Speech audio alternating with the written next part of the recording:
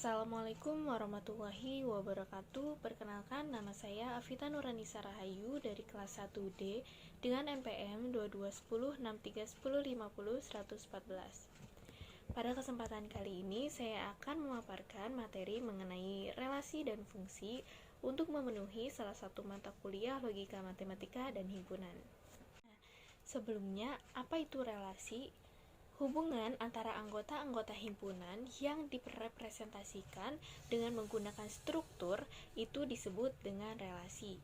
Nah, untuk mendeskripsikan relasi antara anggota-anggota dua himpunan A dan B dapat digunakan pasangan terurut dengan anggota pertamanya diambil dari A dan anggota keduanya diambil dari B.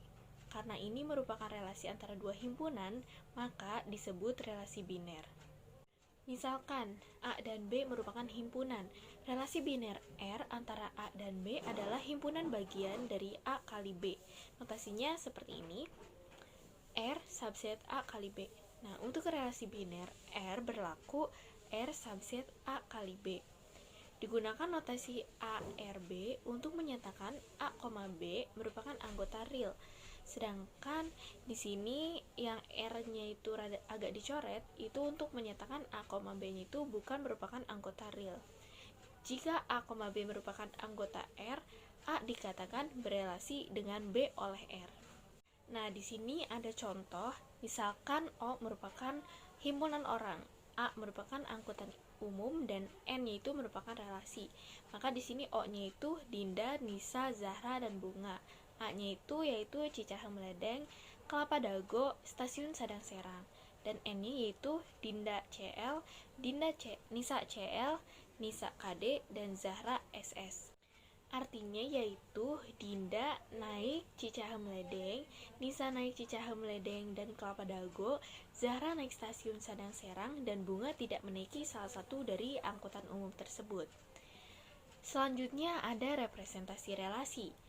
Relasi antara dua himpunan dapat dinyatakan dengan 4 cara, yaitu yang pertama dengan menggunakan diagram panah. Diagram panah adalah diagram yang membentuk pola dalam bentuk arah panah dari suatu relasi yang menyatakan hubungan antara anggota himpunan A dengan anggota himpunan B.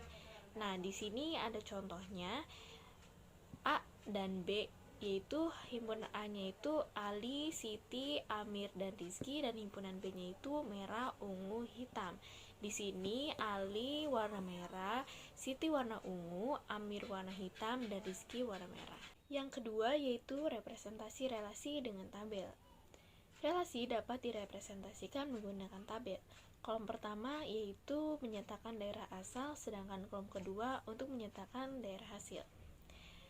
Berikut di sini ada contohnya. Yang ketiga yaitu representasi relasi dengan matriks. Misalkan R-nya itu adalah relasi dari A, A1, A2 sampai AM, dan B-nya itu B1, B2 sampai Bn. Relasi R dapat disajikan dengan matriks M, yaitu MIJ. Yang dalam hal ini, MIJ-nya itu sama dengan 1 jika AI, BJ merupakan anggota bilangan real, sedangkan MIJ-nya itu sama dengan 0 jika AI, BJ-nya itu bukan merupakan bilangan real. Nah, kemudian yang terakhir, representasi relasi dengan graf berarah. Pada graf berarah, tiap elemen himpunan dinyatakan dengan sebuah titik, dan tiap pasangannya dinyatakan dengan busur, yang arahnya ditunjukkan pada sebuah panah. Jadi, jika A, B merupakan bilangan real, maka busur dibuat dari simpul A ke simpul B. Simpul A disebut dengan simpul asal, dan simpul B disebut dengan simpul tujuan. Setiap elemen pada himpunan A maupun himpunan B gambarkan dengan sebuah simpul atau titik bulat, dan arah dari suatu elemen ke elemen yang lainnya ditujukan dengan sebuah panah. Representasi dengan model ini dapat dikatakan paling mudah untuk dibaca dibandingkan kedua representasi yang lainnya. Contohnya, misalkan himpunan R-nya itu A, A, B, B, A, B, C, B, D, C, A, C, D, dan D, B adalah relasi pada himpunan A, B, C, dan D. R direpresentasikan dengan graf berarah sebagai berikut. Sini contoh gambarnya. Yang selanjutnya yaitu sifat-sifat relasi biner. Relasi biner yang didefinisikan pada sebuah himpunan mempunyai beberapa sifat. Yang pertama yaitu refleksif. Relasi R pada himpunan A disebut refleksif jika A, A merupakan anggota real untuk setiap A merupakan anggota A. Relasi R pada himpunan A tidak refleksif jika ada A merupakan anggota A, sedemikian sehingga A, A bukan merupakan anggota real. Contohnya, misalkan himpunan A-nya itu 1, 2, 3, dan 4, dan relasi R di bawah ini didefinisikan pada himpunan A. Maka, yang pertama, relasi R sama dengan 1,1, 1,3, 2,1, 2,2, 3,3, 4,2, 4,3, dan 4,4 bersifat refleksif karena terdapat elemen relasi yang berbentuk A, A yaitu 1,1, 2,2, 3,3, dan 4,4. Yang kedua yaitu relasi R sama dengan 1,1, 2,2, 2,3, 4,2, 4,3, dan 4,4. Ini tidak bersifat refleksif karena 3,3 itu bukan merupakan anggota real. Sifat yang kedua yaitu menghantar atau transitif. Relasi R pada himpunan A disebut menghantar jika A, B anggota R dan B, C anggota R. Untuk A, B, C merupakan anggota A. Relasi yang bersifat menghantar tidak mempunyai ciri khusus pada matriks representasinya. Sifat menghantar pada graf berarah ditunjukkan oleh jika ada busur dari A ke C, maka juga terdapat busur berarah dari A ke C. Sifat yang ketiga yaitu setangkup atau simetrik dan tolak setangkup atau antisimetrik. Relasi R pada himpunan A disebut setangkup jika A, B merupakan anggota real, maka B, A merupakan anggota real untuk A, B merupakan anggota A. Relasi R pada himpunan A tidak setangkup jika A, B anggota R, sedemikian sehingga B, A bukan merupakan anggota real. Relasi R pada himpunan A sedemikian sehingga A, B merupakan anggota R dan B, A merupakan anggota R jika A-nya itu sama dengan B untuk A, B merupakan anggota A disebut tolak setangkup. Relasi R pada himpunan A tidak tolak setangkup jika ada elemen berbeda A dan B sedemikian sehingga A, B merupakan anggota R dan B, A merupakan anggota R. Selanjutnya di sini ada relasi inversi. Misalkan R adalah relasi dari himpunan A ke himpunan B. Invers dari relasi R dilambangkan dengan R pangkat min 1. Adalah relasi dari B ke A yang didefinisikan oleh R pangkat min 1 sama dengan B, A, di mana A, B-nya itu merupakan anggota real. Selanjutnya, di sini materi mengenai mengkombinasikan relasi. Karena relasi biner merupakan himpunan pasangan terurut, maka operasi himpunan seperti irisan, gabungan, selisih, dan beda setangkup antara dua relasi atau lebih juga berlaku. Jika R1 dan R2 masing-masing adalah relasi dari himpunan A ke himpunan B, maka R1 irisan R2, R1 gabungan R2, R1 dikurangi R2, dan R1 beda setangkup R2 juga adalah relasi dari A ke B. Contohnya, misalkan A-nya itu sama dengan A, B, C, dan B-nya itu A, B, C, D. Relasi R1-nya yaitu A, B, B, dan C, C. Sedangkan relasi R2-nya yaitu A, B, A, C, dan A, D. R1 irisan R2 yaitu A, R1 gabung R2 yaitu A, B, B, C, C, D, D, A, B, A, C, dan A, D. R1 kurangi R2 yaitu B, B, dan C, C. R2 dikurangi R1 yaitu A, B, A, C, dan A, D. Yang terakhir yaitu R1 beda setangkup R2 yaitu B, B, C, C, A, B, dan A, D. Selanjutnya, komposisi relasi. Misalkan R adalah relasi dari himpunan A ke himpunan B, dan S adalah relasi dari himpunan B ke himpunan C.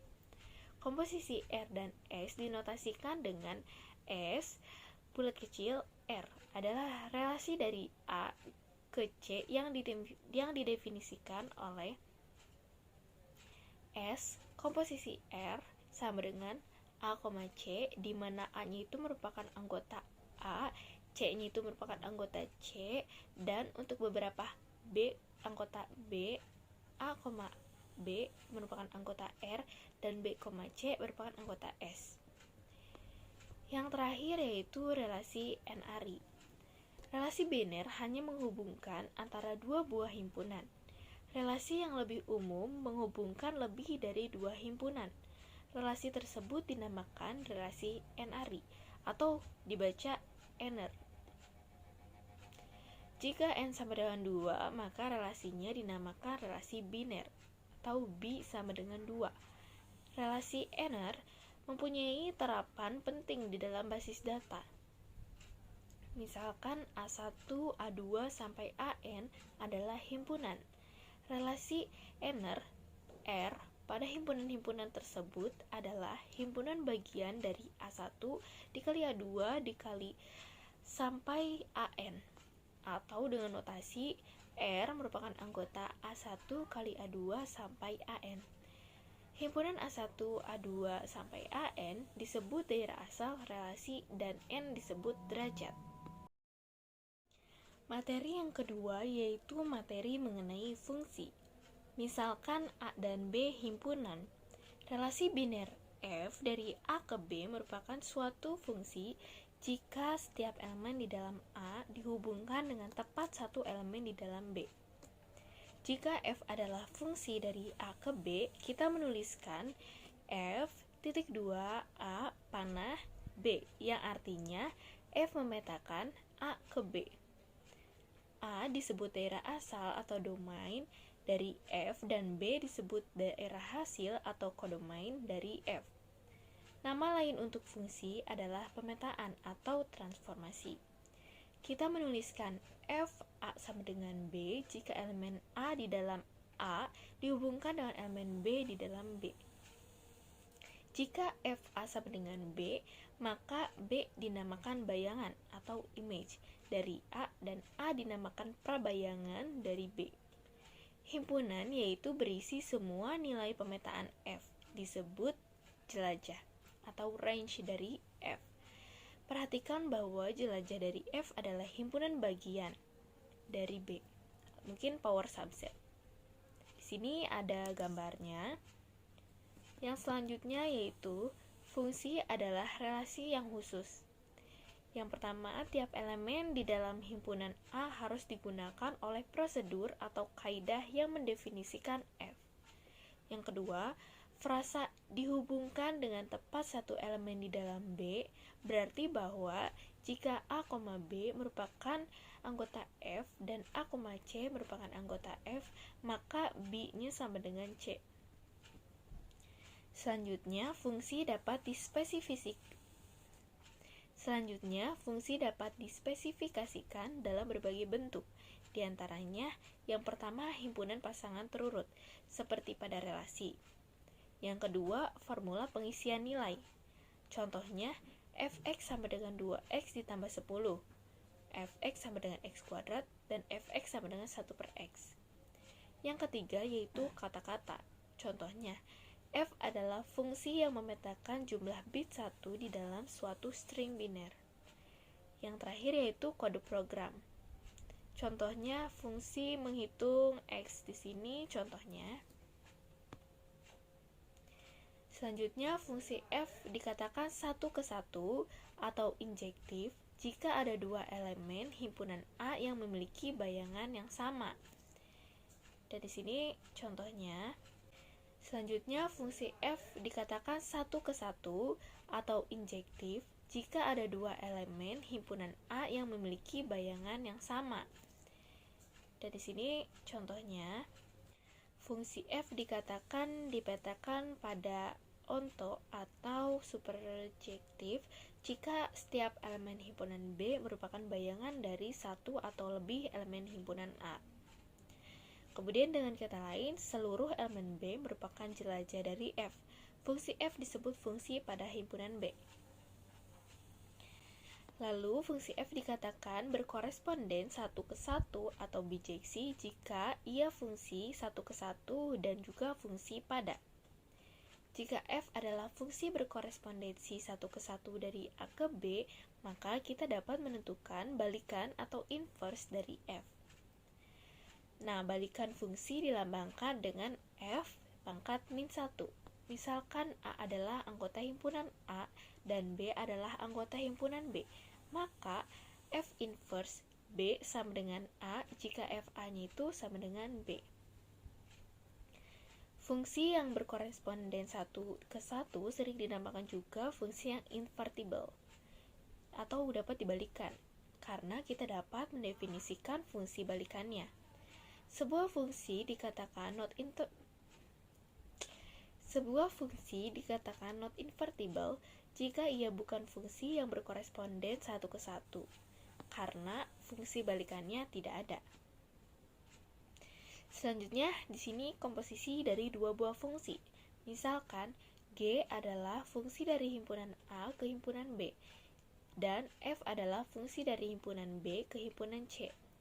Komposisi F dan G dinotasikan dengan F bulat kecil G adalah fungsi dari A ke C yang didefinisikan oleh F komposisi G A sama dengan F G A. Beberapa fungsi khusus. Nah, di sini ada beberapa fungsi khusus, yaitu ada 5. Yang pertama yaitu fungsi floor dan ceiling. Misalkan X adalah bilangan real, berarti X berada di antara dua bilangan bulat. Fungsi floor dari X yaitu di sini dinotasikan dengan mutlak X, tetapi di bawahnya ada garis yang menyatakan nilai bilangan bulat terbesar yang lebih kecil atau sama dengan X. Kemudian fungsi ceiling dari X yaitu di sini notasinya seperti mutlak, tapi ada garis di atasnya, menyatakan bilangan bulat terkecil yang lebih besar atau sama dengan X. Dengan kata lain, fungsi floor membulatkan X ke bawah, sedangkan fungsi ceiling membulatkan X ke atas. Yang kedua yaitu fungsi modulo. Misalkan A adalah sembarang bilangan bulat dan M adalah bilangan bulat positif. A mod M memberikan sisa pembagian bilangan bulat bila A dibagi dengan M. A mod M sama dengan R sedemikian sehingga A sama dengan MQ tambah R dengan 0 kurang dari sama dengan R kurang dari M. Yang ketiga yaitu fungsi faktorial. Nah, faktorial itu ditandai dengan tanda seru. Jadi, N faktorial sama dengan 1 jika N sama dengan 0. Sedangkan N faktorial sama dengan 1 dikali 2 dikali N kurangi 1 dikali N jika N itu lebih besar sama dengan 0. Yang keempat yaitu fungsi eksponensial. Eksponensial itu yaitu berpangkat. Jadi A pangkat N sama dengan 1 jika N itu sama dengan 0.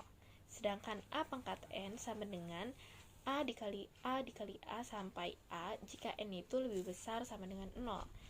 Nah, ini untuk kasus berpangkat negatif.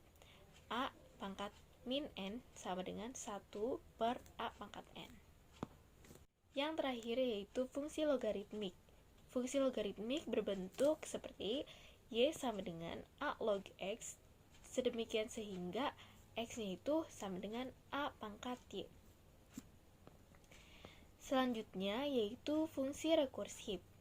Fungsi F dikatakan fungsi rekursif jika definisi fungsinya mengacu pada dirinya sendiri. Contohnya, N faktorial sama dengan 1 jika N sama dengan 0, dan N faktorial sama dengan N dikali N kurangi 1 faktorial jika N itu lebih besar sama dengan 0. Nah, fungsi rekursif ini disusun oleh dua bagian, yaitu basis dan rekurensi. Yang pertama yaitu basis, bagian yang berisi nilai awal yang tidak mengacu pada dirinya sendiri. Bagian ini juga sekaligus menghentikan definisi rekursif. Yang kedua, rekurensi. Bagian ini mendefinisikan argumen fungsi dalam terminologi dirinya sendiri. Setiap kali fungsi mengacu pada dirinya sendiri, argumen dari fungsi harus lebih dekat ke nilai basis atau nilai awal. Contoh definisi rekursif dari faktorial. Contoh yang pertama yaitu contoh basis n faktorial sama dengan 1 jika n itu sama dengan 0. Yang kedua, recurrence.